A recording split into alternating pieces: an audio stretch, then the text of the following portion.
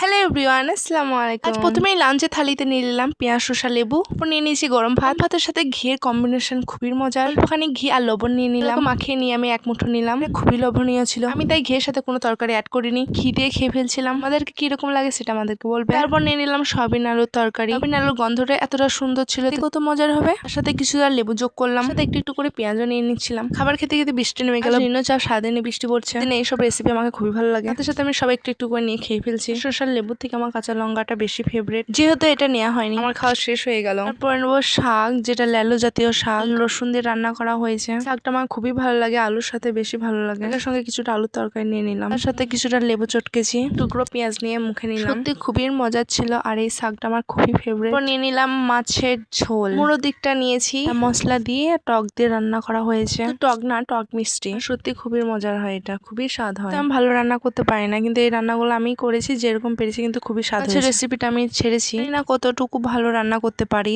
কিন্তু যেটুকু করি খাওয়ার মতো করি। মাছের থেকে মাছের ঝোলটা আমার খুবই পছন্দ হয়। সঙ্গে শসাও নিয়ে নিলাম, পেঁয়াজও নিয়ে নিলাম। আমার খাওয়া শেষ হয়ে গেল, আলহামদুলিল্লাহ। আল্লাহ হাফেজ।